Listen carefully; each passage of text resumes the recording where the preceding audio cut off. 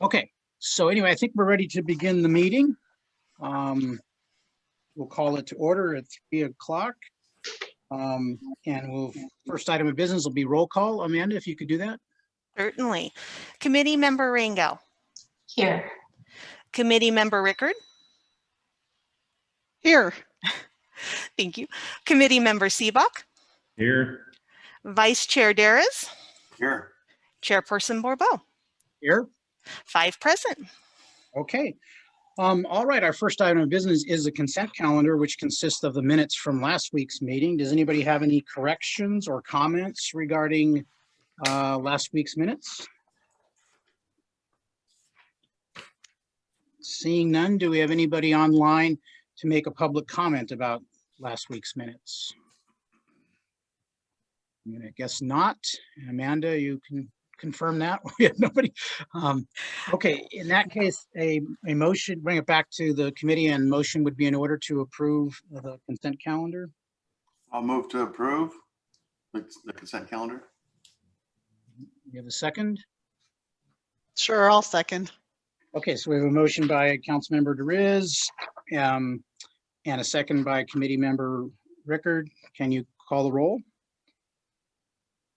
Committee Member Rangel. Yes. Committee Member Rickard. Yes. Committee Member Seebach. Yes. Vice Chair Darris. Yes. Chairperson Bourbeau. Yes.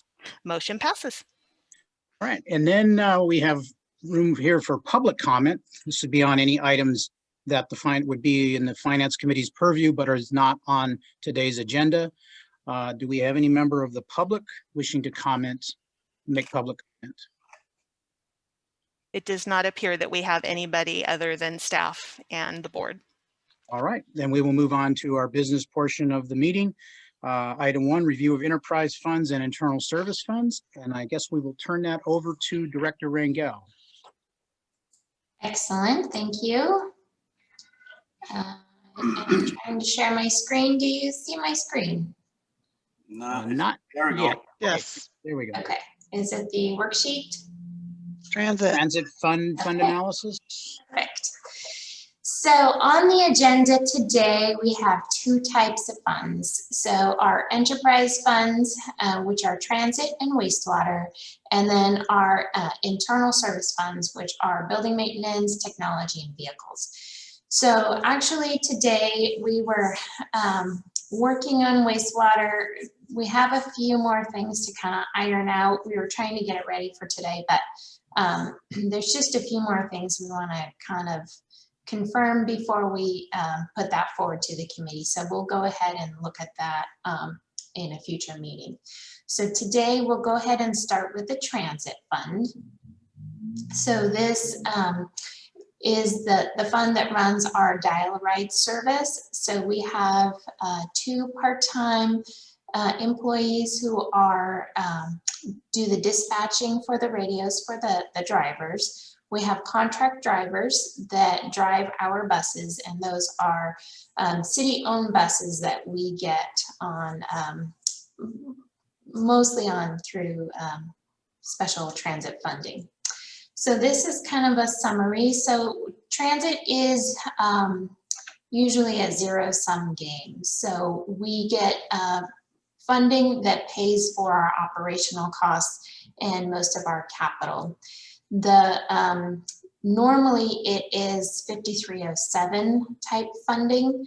With COVID, we got some special COVID funding that we're using in place of the 5307 money, which pays for half of our operational costs less the fare box revenues. So the match of that piece, we use LTF funding for that. So typically we have kind of a zero balance at the end. So our revenues, these are the CARES Act money that you see that came into play starting last year, and then they'll go forward for a few more years until we run out of those. And then when those CARES Act funds run out, we will go back to supplementing with the 5307 funds. So Sherry, when you say supplementing with the 5307, are we not getting 5307? Or are we using the 5307 funding for something else because we're getting the CARES Act funds? Because we're getting the CARES Act funds, we're not getting the 5307 money. Okay, so it's not that we're able to use it somewhere else. We're just not getting it because we're Right. getting So CARES we're Act kind of instead. getting this other funding in place, right? And so overall, when you look at the totals, the current year, 2021, estimated revenue is down 100K, but then the requested for 21-22 is, up 100K from last year and up 200K from this year. Right, exactly. And that is because of the funding. So we weren't running the buses nearly as much as you would on a regular year because of the COVID issue. So all of the expenses were decreased, the ridership was decreased, the transit fare box revenue, that was all suppressed in the end of 1920 and then 2021. So it goes back to normal essentially. Well, we assume that it'll get a lot closer to normal next year, but still kind of building up. And then in 22-23 will be more normal. And did the CARES Act relieve us of any of the fare box revenue requirements? Yes, it did. Okay. I can't recall the time frame that I Like, think it did for years. 1920 and 2021, and we're still waiting to hear on 21-22. Got it. And sort of related to the budget, Rochelle, I don't know, a year ago now, more than a year ago, because I think it was before the pandemic started, we started doing offering service to kind of the medical offices in Templeton, Right. and thought that actually, because that it might actually increase fare box ratio. A lot of people might use that. Has that proven successful, or has it been totally distorted because of the pandemic? I think everything's so distorted because of the pandemic. I mean, a lot of the doctor's appointments obviously were virtual in the beginning, remember, and stuff like that. So it's very hard to tell. There's a lot that's been going on in the transit world in relationship to fare box revenues too. I don't know if you remember, but there was a lot of legislation going back. They're still working on that, but it's just been put on hold. So yeah, a lot of changes in transit overall due to COVID. Yeah. The unfortunate thing about that is, I mean, it wasn't in place long enough to kind of, get successful if it was going to be successful. And then, of course, the pandemic may have hindered it from becoming a success even after we come out of it, Exactly. That's going to be problematic. But obviously, we're small potatoes. There are transit systems in the big cities that are losing hundreds of millions of dollars in fare box revenue. Yeah.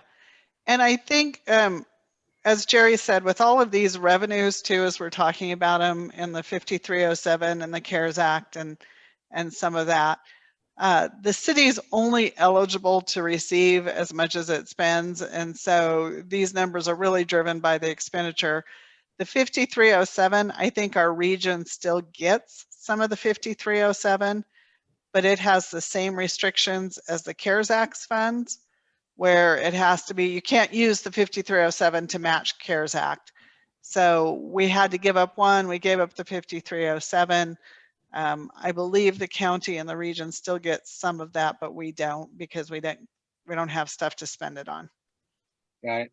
Yeah, I guess the only concern on transit, of course, is, does it do any, I mean, Jerry mentioned the zero-sum game. Are there circumstances in which we have to subsidize it directly with general fund money, or even our own? I think we do have to use a little bit of our LTF sometimes, right? Actually, we're required by law to use our LTF first. First, before we can use any of our LTF on roads, it has to go to transit by law. So that Article 3, Article 4, Article 6.5, all of those are local transportation funds. That's the same thing as LTF. And are we having to certify annually or biannually that we don't have any unmet transit needs before we can, spend the LTF money on roads and stuff? Yes. So there's a whole process that we go through on, putting out to the public, and public can say, hey, I want this transit need, and we have to look at it and say, yeah, there's no way you can meet a fare box recovery ratio on that. So that doesn't count as an unmet need. If there's something reasonable, you know, that somebody asked for, we do, but obviously it's federal, so and state, there's a nice long process we go through every year for that. Well, my mother was an advocate for bus service in Modesto, and so I remember I learned the term unmet transit need back in the 70s. Yes, absolutely. Yeah, so it's good to know that, though, you can have what is perceived as a genuine need, but if it can't realistically meet its fare box ratio, then it doesn't meet the definition of an unmet need. Then. Right. Got it. All right. Thank you. Anybody else have any questions regarding transit? I did want to call your attention to this is the expense piece.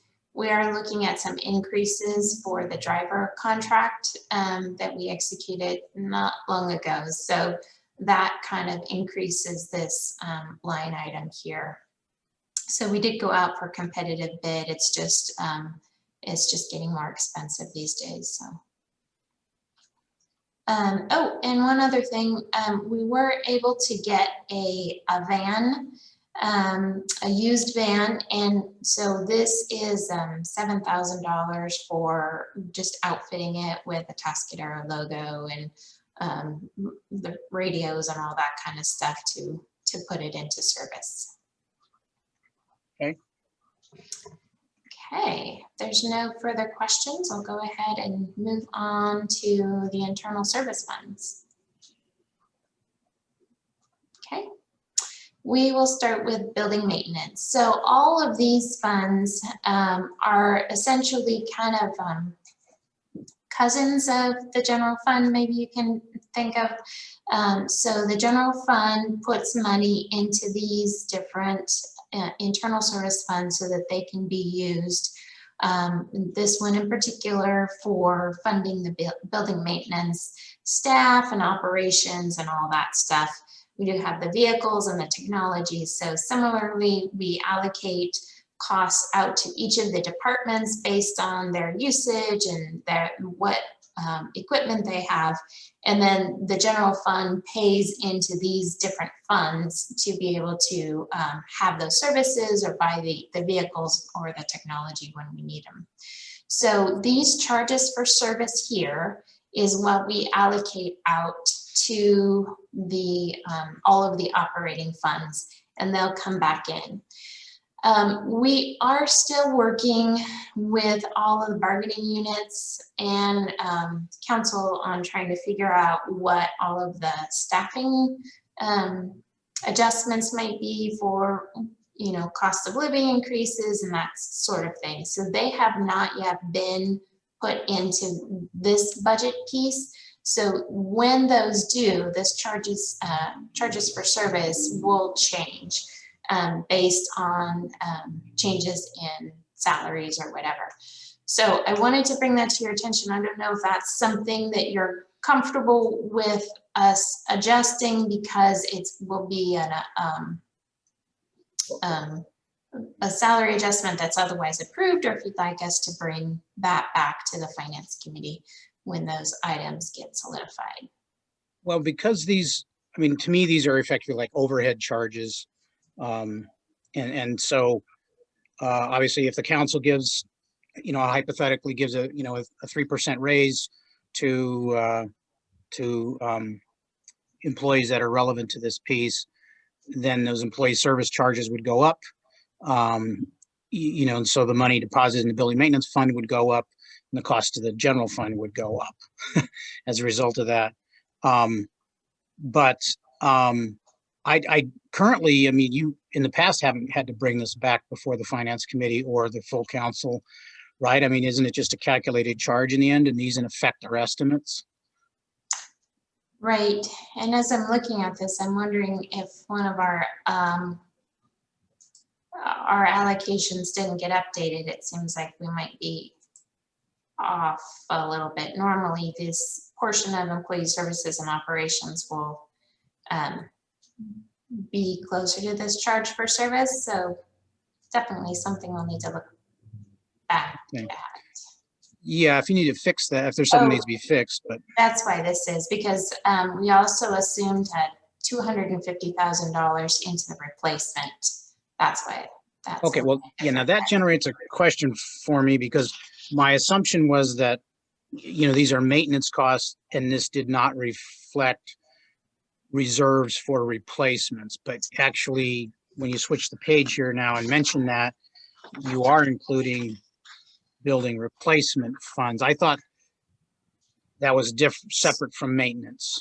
Yes, so you're right. It is separate. So it kind of rolls up in that other summary sheet, but this maintenance piece here is the operations and employee services piece of building maintenance. So that's what's allocated to each of the departments. The 250,000 is building replacements, so replacements of roofs or HVAC systems, that type of thing. So way back, gosh, I think we had been putting money in there. I want to say it was along the lines of 250. Rochelle could probably correct me on that, a year. And then when the Great Recession hit, that was one of the items that we decided we would need to postpone until we could kind of get back on our feet from that.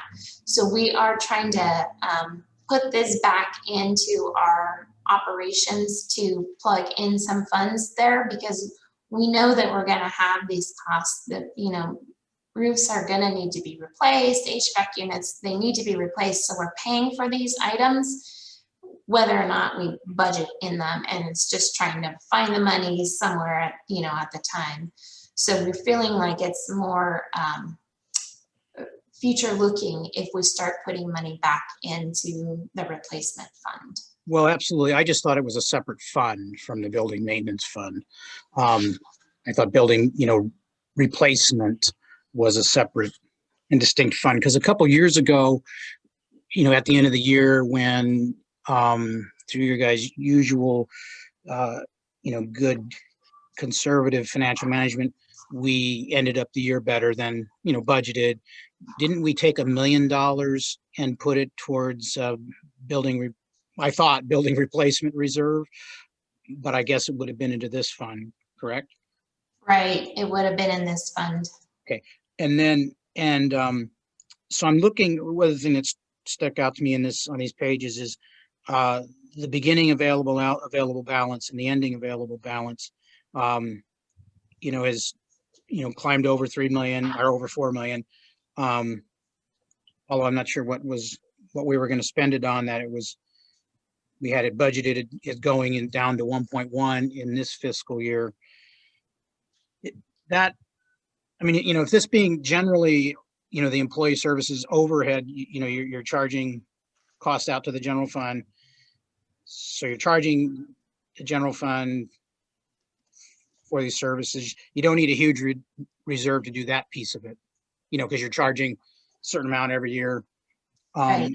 But this large balance that we have there, that I assume is in effect for building replacement purposes. Right. Okay. Right. And what was causing it to be budgeted down to 1.1 million in this fiscal year? If you recall, we had the FEMA funding that was outstanding for a long time, was 2-point-something million. We didn't have that. We didn't know what the availability was. So we backed that out of the available balance because we weren't able to spend that essentially. So we reflected that as only 1.1 in available is what our projection was. Okay. Since and we then, won. Yeah, we won that particular battle, right? You guys won right, that. right. So, okay, so that puts us back. Okay, want to make sure I understand those things and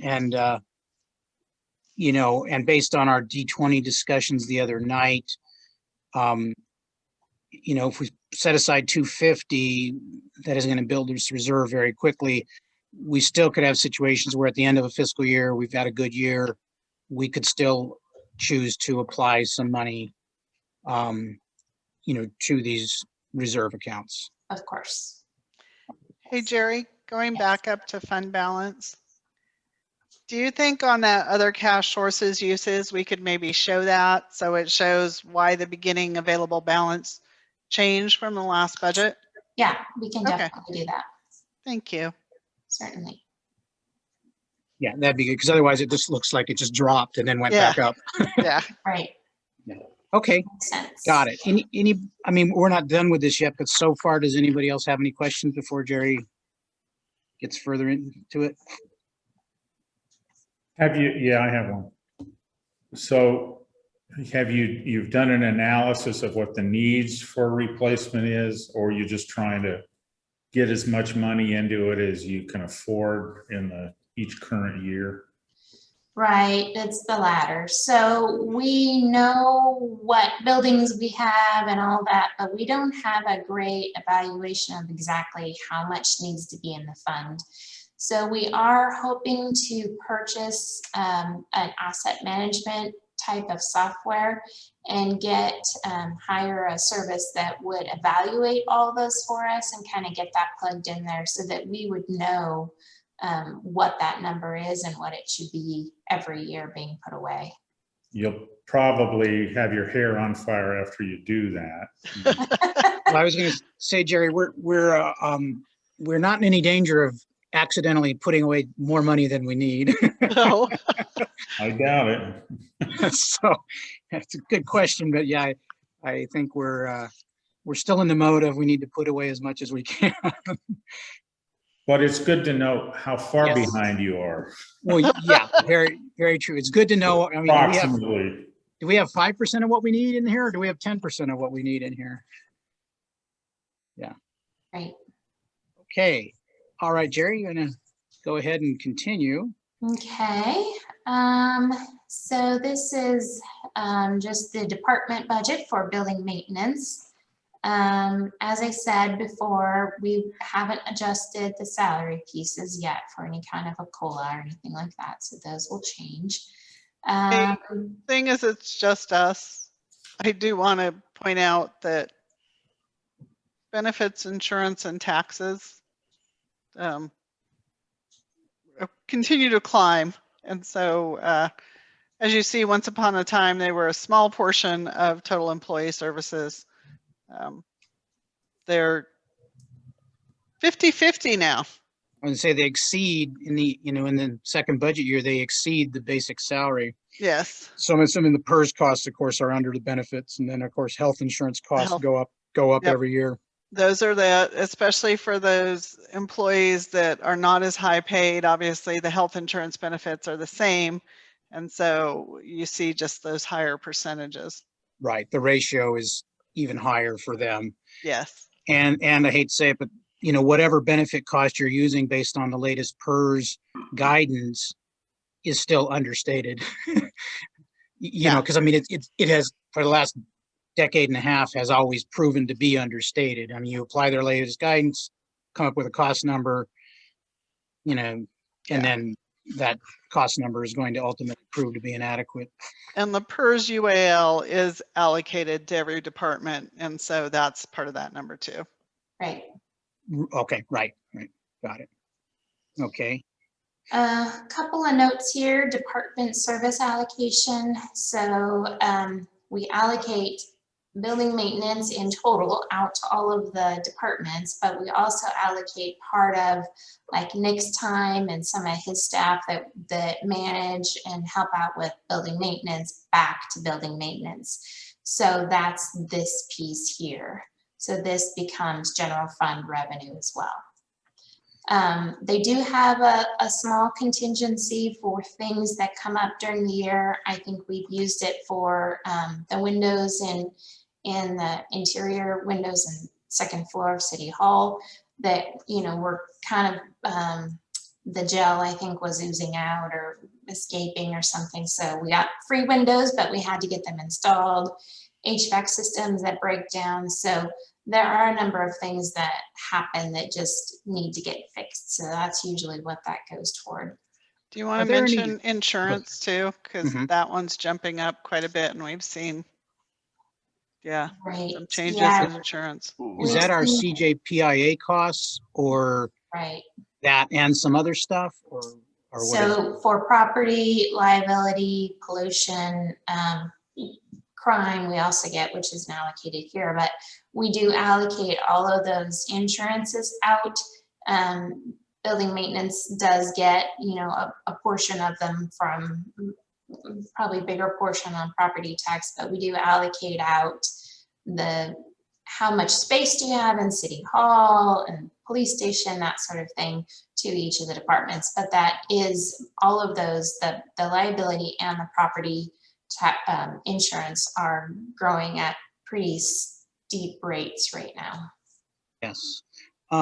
And on the vehicle and equipment operating costs, is that, do we ever charge like the purchase of a whole vehicle to this fund, or is it strictly more of, there's a vehicle, you know, in public works, but it's used primarily by the building maintenance guy, and then we're allocating the operating cost of that vehicle to? So this is replacement costs for the vehicles they have on the replacement schedule, and any, you know, fuel, oil changes, maintenance, that sort of thing.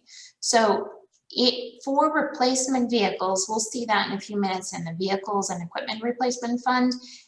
So this money would go into, or part of this line item would go into the vehicle and equipment maintenance fund.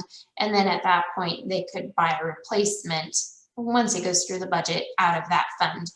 If they're purchasing a new vehicle, or if their vehicle that they need is 50,000, let's say, and they only have 40,000 allocated, then they would need to find 10,000 in their budget to contribute to the vehicle and equipment maintenance fund to pay for the rest of their vehicle.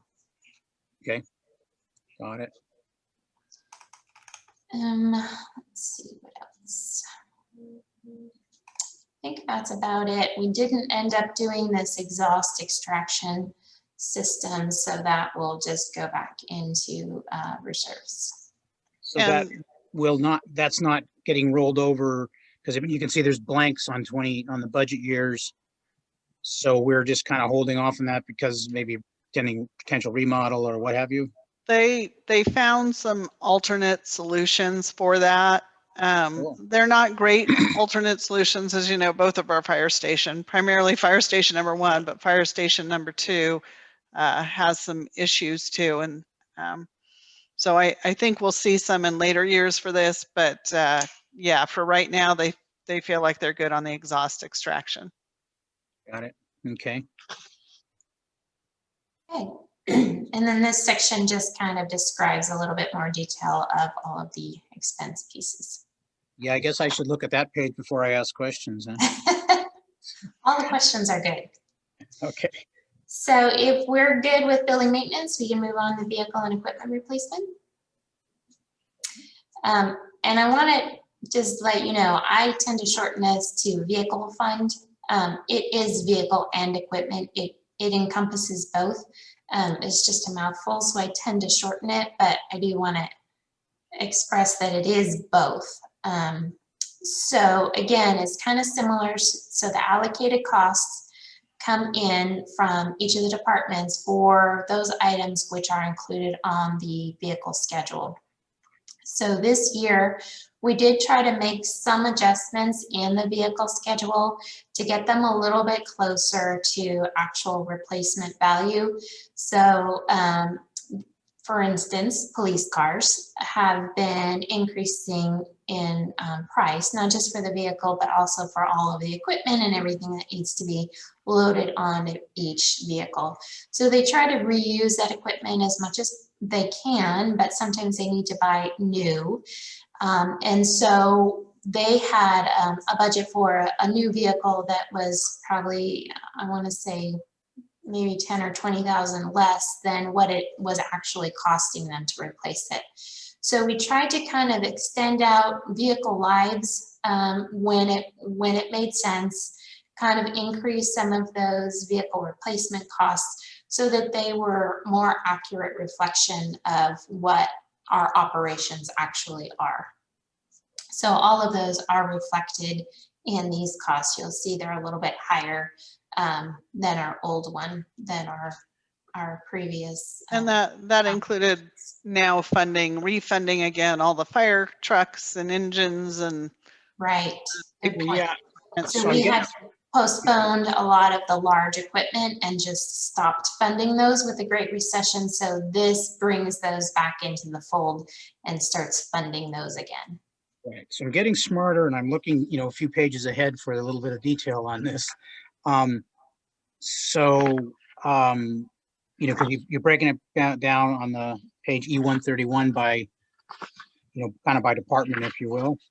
Then on E132, kind of talking a little bit about each of those demands. I see on parked vehicles, is that primarily, like pickup trucks to run around in, or is that more like, lawn mowers and This one was the- actually a tractor, a skip and drag okay, tractor. those kind of things? Right. Okay. And I'm assuming, I know, from personal experience in the police department, they really drive those cars, they make them last a long time, they are all mostly over 100,000 miles, well into that, the ones I saw. And so, as you mentioned, you're kind of prolonging that longevity, which saves money. Are we generally successful in doing that in parks as well, where, the tractors are lasting longer than we have scheduled, and the mowers and all that kind of stuff are lasting longer than we have scheduled? Yeah, I think that the tractor that this one replaced is getting up close to 35 years. So we have really stretched those out much longer than I think any of us really planned on doing. But we are trying to stretch out a lot of them. We just oh, it's running pretty good right now. I have budget for it. It's due to be replaced, but I'm going to hold off because it's still running pretty good.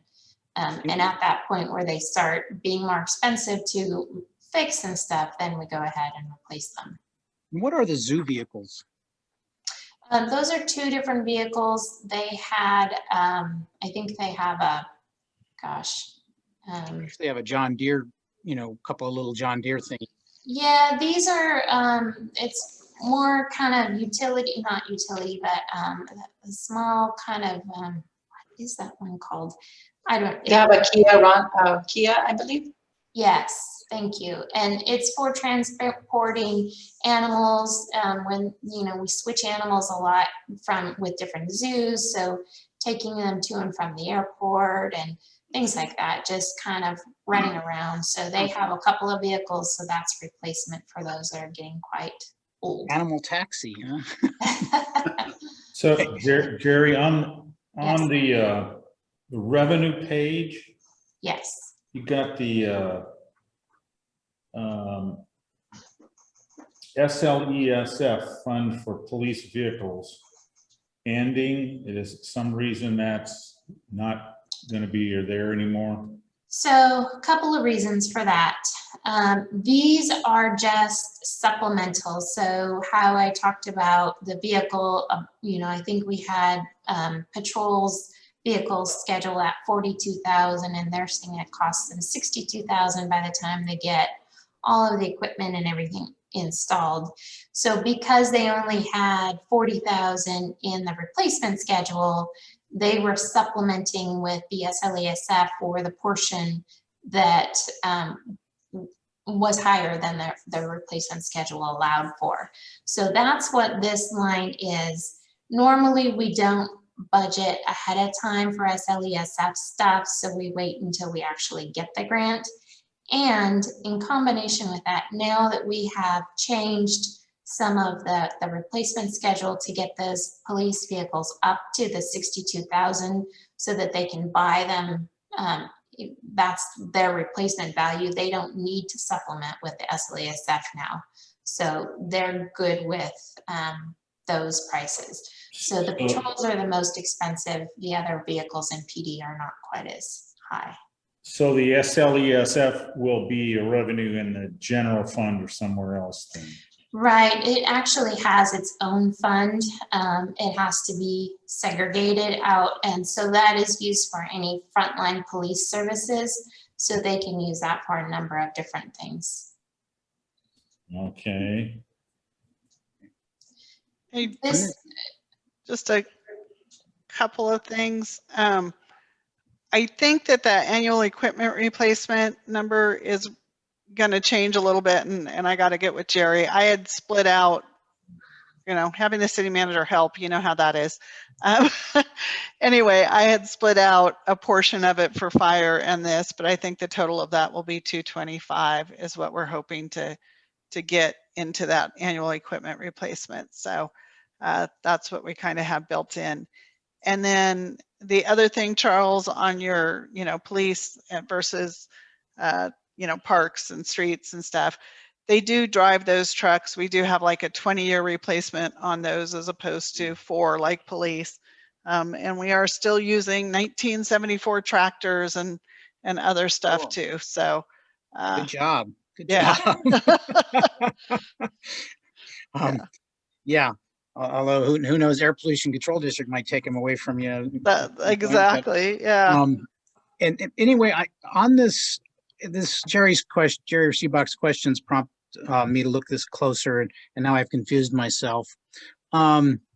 So the charges for services are a calculated charge to the general fund, to each department in the general fund or something, right? But then, Right, it's to each department that has okay, vehicles, yeah. but then, And it may include streets and IT and building maintenance too. Yeah. sure, but in there, but then we have on page D25, we talk about, well, we show it going here, from this year 222 up to 544, and then annual equipment replacement, as you mentioned. We weren't putting anything explicitly in there. Now we are, but this is jumping from 222 to 544. And then down below, we've got cash contribution from general fund for this year of 652K. That's a cash contribution in addition to what we're doing as charges. Right. Which would indicate that of course, our charges were inadequate to support the necessary purchases. So is this a one-time thing? A couple of things are happening. So the vehicle replacement is just for kind of that, street vehicle type stuff.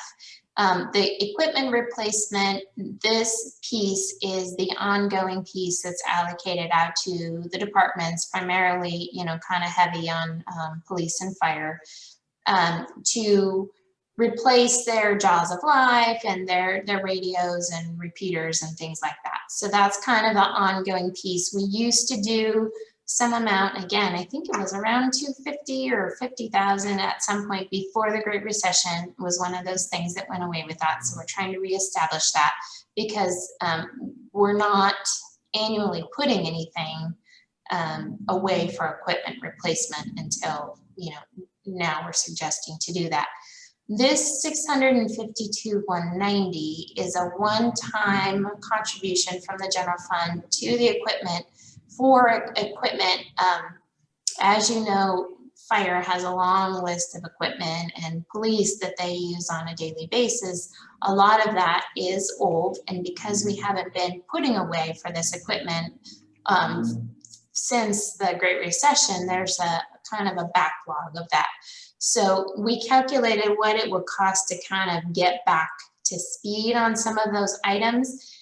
And this is probably not comprehensive of the whole universe of things that we need, but it's a good shot at a bunch of equipment that we've identified that is critical, needing to be replaced fairly, in the near future.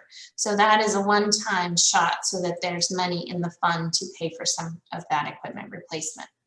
So I recall, in the 2018-19 column, $500,000. As I recall it, and you can correct me on this, is, when we did the 1921 budget, when we were going through those meetings, I think the finance committee made the recommendation of putting $500,000 aside for equipment, as I think the time before we had said, let's put away $1 million into building maintenance and reserve. So this 652,190, which is a much more specific figure than $500,000, is that in effect something that we're recommending to the full council be done with portion of the operating surplus for this fiscal year? So I mean, So last time we did it as an we're- action. Yeah, this one we're actually recommending come from D20, but come from our 2021 D20 funds. So this year we're going to get $1.2 million, Okay. $1.3 million, you know, that we didn't have allocated. You can't really, you know, build that into operation. So this is one-time thing. The fire department gave us a list of the age, the replacement value of things like SCBA, the breathing things, turnouts, jaws of life, heart monitors, wildland saws, vent saws, thermal imaging cameras, extractor, gas detectors, and air machine. So we have all of those and we have a useful life for them. If we put the 652,190 plus we put some of that annual equipment replacement of 80 of that 225 that'll eventually be, we will have enough to replace those when those come due. So we have now a schedule that, okay, we're going to replace Jaws of Life out of this fund in 22, 23. And we're going to replace, sorry, it's a fire schedule, so I got to look. Yeah, that's okay. What I Turnout, want yeah. to understand, and I think, you know, you answered it, was your, you know, last time with the $500,000, it was kind of a recommendation of what we do with some of the operating surplus, you know, that we were getting as a result of good management.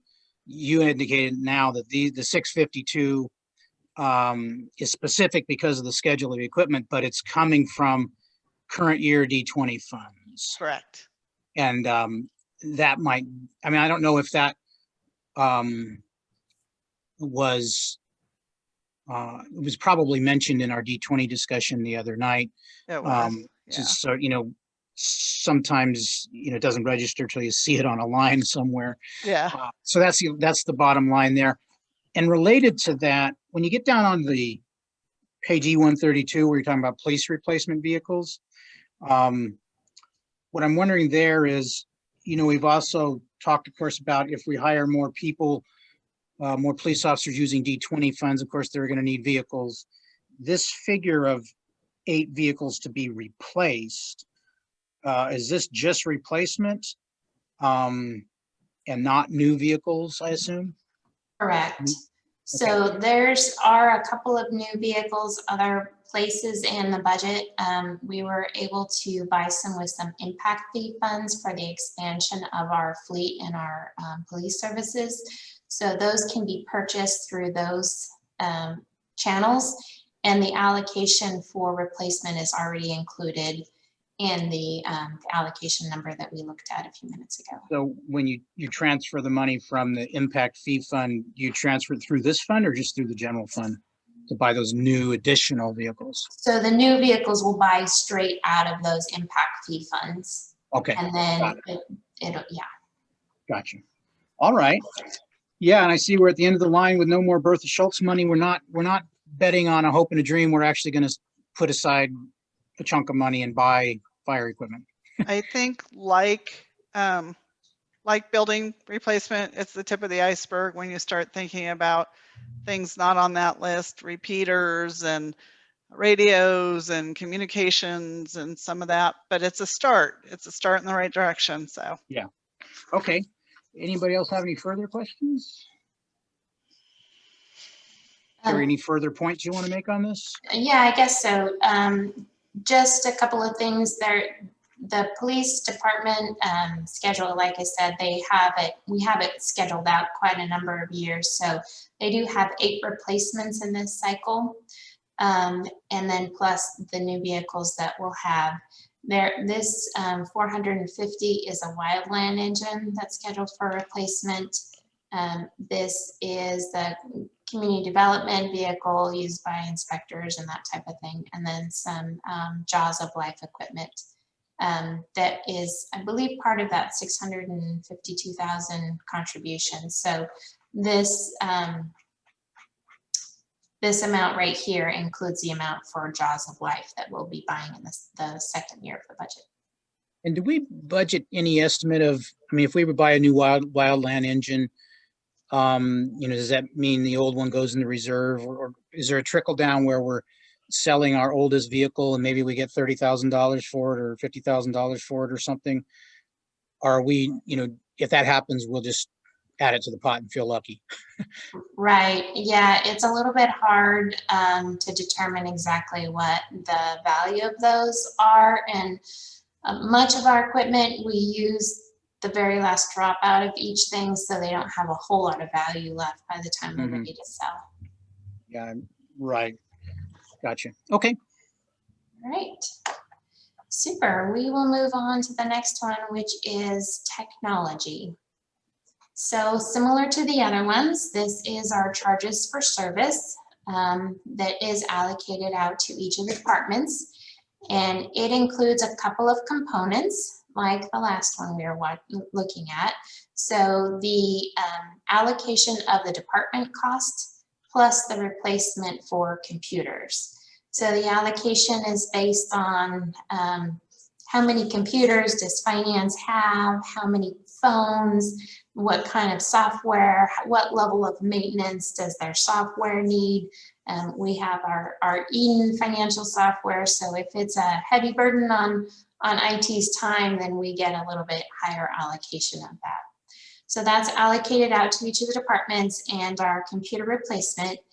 And then their expenses, as we'll see in a few minutes, they're able to buy replacement computers, printers, servers, all that kind of thing from what we've already put into that replacement fund.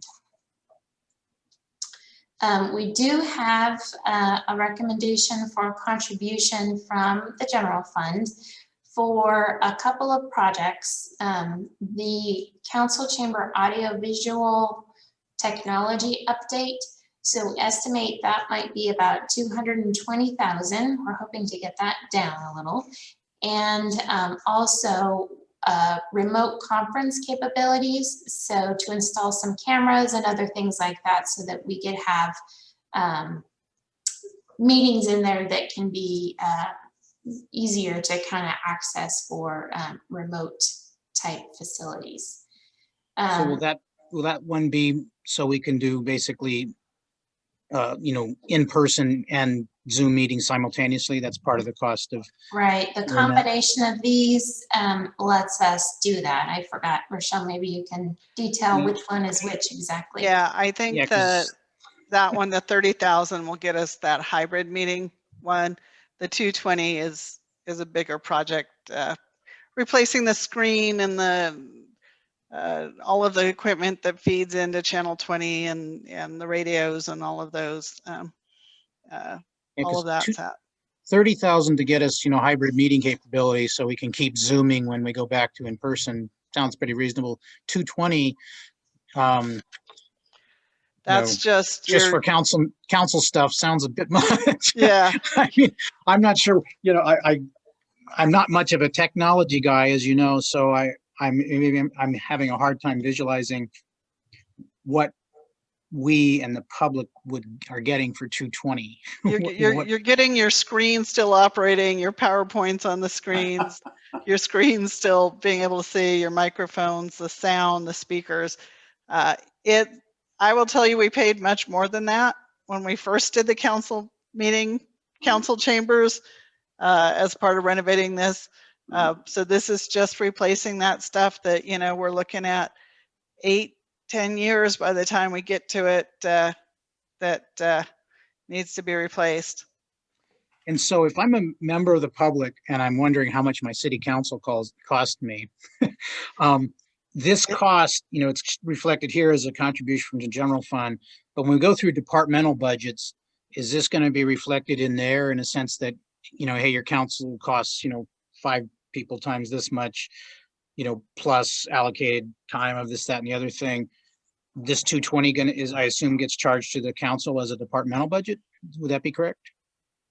I believe that's where we put it. It's kind of in a separate section apart from kind of the operations, but this is really for the council to be able to outreach to the community to make sure that people can watch and listen and hear and participate in the meetings.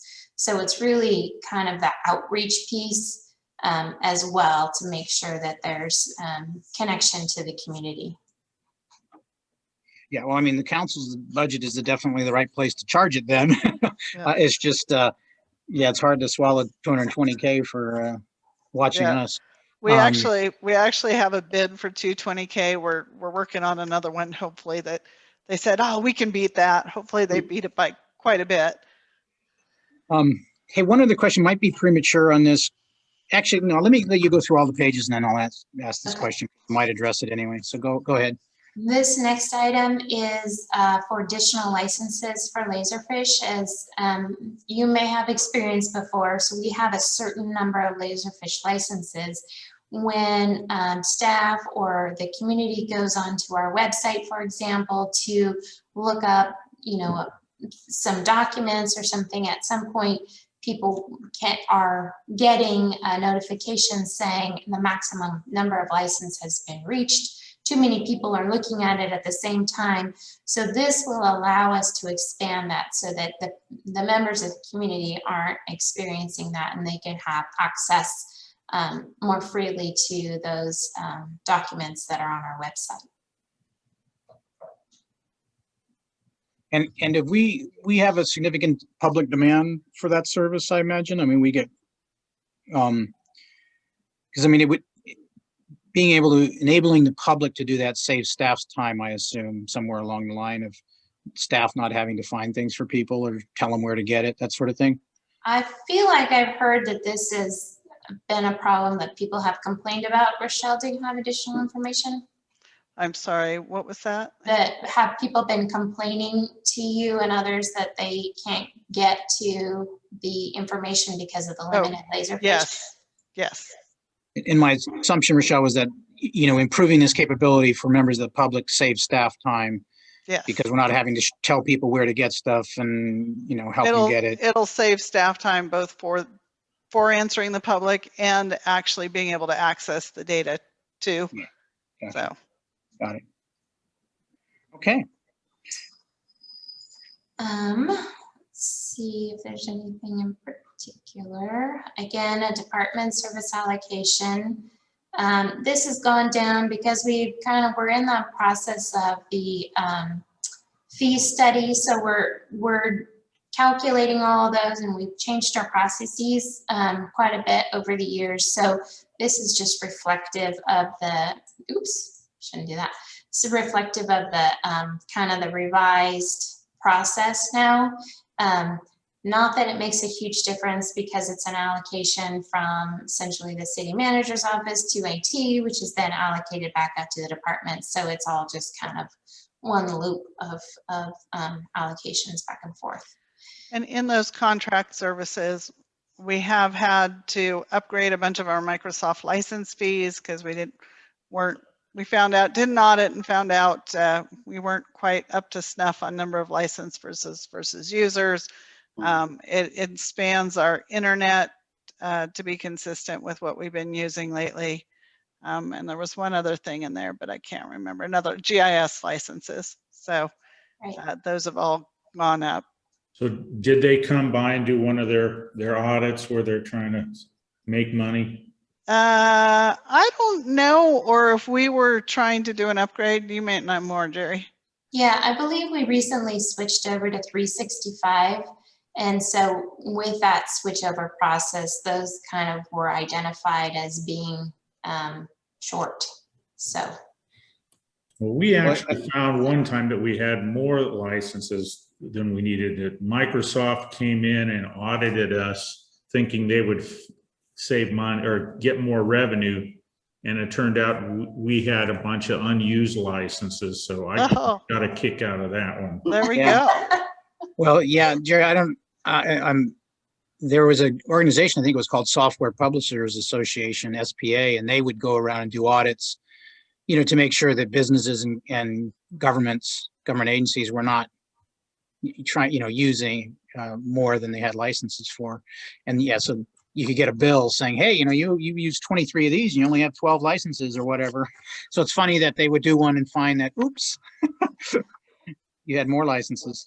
Hey, question for you, Jerry, on this, overall, as a result, having the fund set up this way, the IT department, in effect, doesn't directly cost the general fund money. I mean, it does because, we're charging the other departments that are general funded, for these services.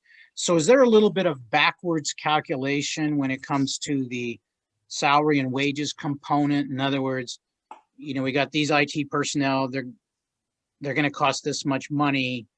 So let's say, they're going to cost salaries and wages, overtime, all this in benefits. They're going to cost $600,000, let's say. So then we got to figure out how much to charge everybody based on the cost, right? Right. So then, you figure out, okay, well, we got 300 computers in the city, so we're going to have to charge this much per computer, Right. or whatever. So we have a pretty detailed worksheet on exactly how much it costs for each department. So the bulk of all of the costs of IT go out back to the general fund. Streets has a little, probably wastewater has a little, transit has a little, but the bulk of it, even that, the costs they go to building maintenance, wrap around and hit back on the general fund again. So the bulk of it, yes, is based in the general fund revenue. Okay, and so the annual cost of the fund is in the neighborhood of 1.1 million or whatever, and so it bounces around a little bit. And we maintain a positive balance in the fund. I don't know how big of a balance, and maybe I'm not seeing it here, but we maintain a positive balance in the fund at all times because we're charging Right. more or less what we use every year. Right, and because we put in for all of the replacement computers and things like that, I think we're putting in a little bit for our finance software, which has a long life, and some of those other things, and just the annual computer replacement, all of that stuff. Okay, so that's an important point you're making. So let's say you got a 20-year-old accounting system and you're starting to look at replacements, and a replacement, the new system's going to cost $1 million or whatever. We're putting a little bit away, and that might apply also to other, I don't know if you run like the whole, new community development software through this account, or let's say the new asset management software through this fund.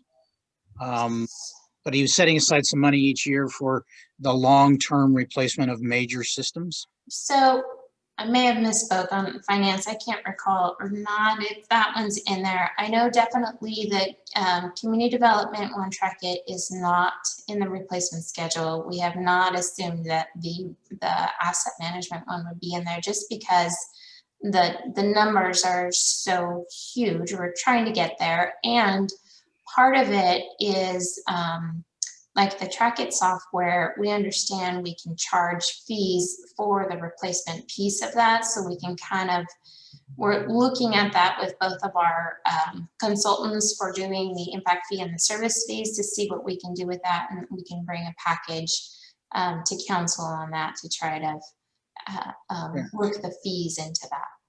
Got it. So if you look at kind of like each department has a major system, I'm sure Public Works has a system, PD has a system, obviously community development does, finance does. They're kind of like big giant vehicles. And so it sounds like we haven't really been setting aside, much like our vehicles and like our buildings, we haven't really been setting aside, let's say $100,000 a year for long-term major software system replacements. Right. We have Okay. most of all of the other stuff, but a couple of those big boys we don't have. Right. Okay. But in theory, we could do that. It would be a logical accounting thing to do that. Okay, we've implemented Track It in the last 2 years, but that 20 year, 10, 15, 20 years from now, we'll need to adopt and implement a new community Right. development software system. And, wild park guess that might cost them $1 million. So we need to start putting aside $75,000 a year or something like that. Right, Okay, so we could do that. We just haven't done that.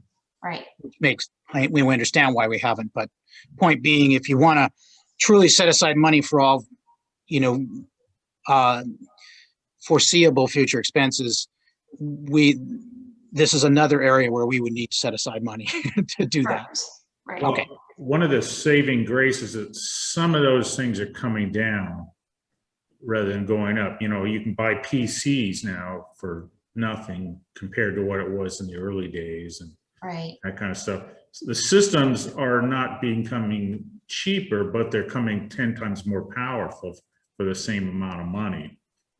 So holding off on replacement sometimes is a good strategy, because if you can limp along for a little while and then the next release is better and less money or the same amount.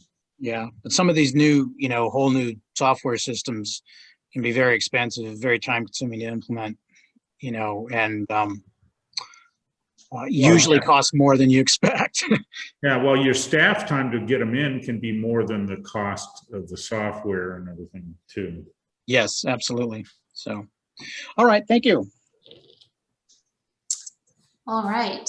So this is the kind of the last piece of technology. You do see some of the replacement equipment scheduled out. Again, these are things that we've been putting away for, so they are replacement on a replacement schedule. And then a couple of the new things. So website enhancement, we had originally budgeted $60,000 for this. And when we started looking at the project, we realized that we couldn't really get everything done that we needed to get done to modernize our website for that amount of money. So we kind of held off on that, and we have now feel that we can get that done for $115,000. This will be a huge asset to staff, to the community. It'll save us time because the community will be better able to find information on their own. It will help staff to kind of just reorganize things, and with the potential add of the position to kind of help keep the website updated once we get there, that will be a huge benefit to all of us. So excited about that program. This is the 220 and the 30,000, the 27,000 that we talked about a little bit earlier, where we saw the revenue coming in from the general fund. So these are the purchases of those items next fiscal year. And then, oops, no, I guess this is the mobile data. That's the other Laserfish piece. And these are replacements for the mobile data computers for fire or police for the police department.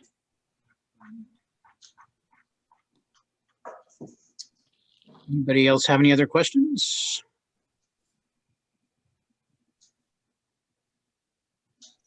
Okay. I think that does it for the presentation then. Okay, did you say there was wastewater stuff that, you know, So- we didn't get the paper yet? And I see, Right, I see we have so- Ryan on board here. Right, so we will present the wastewater in a future meeting. We just had a couple of details that we needed to iron out that we couldn't quite get there before our meeting today. So we will look forward to seeing that in a future meeting. Okay, and so, so we're done then? I mean, we made it through this whole reading. I didn't hear Ryan say anything. He just very interested, huh? That's my goal. Gotcha. Yeah, there you go. There you go. That should be my goal. So anyway, if there's nothing else, Jerry, what is the primary topic of next week's meeting? So the next two meetings are our last two meetings. So we'll be going over general fund. So, and we'll also get to a couple of those funds that we missed, like wastewater, like streets, and I think the community facilities district too is kind of hanging out there. So we will address those. And general fund, we'll break out the general fund, kind of get it in two different pieces so that we can really get a good look at all of that. Got it.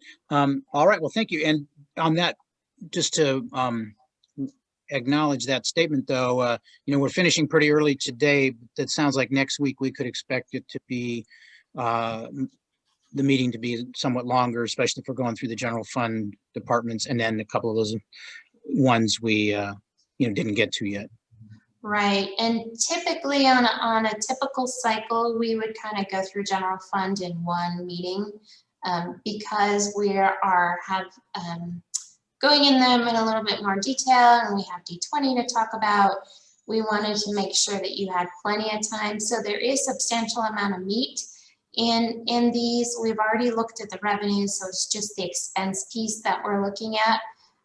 There is a good deal of information, but typically that would be one meeting, and we are breaking it out to two. So that should kind of help us get through some of those.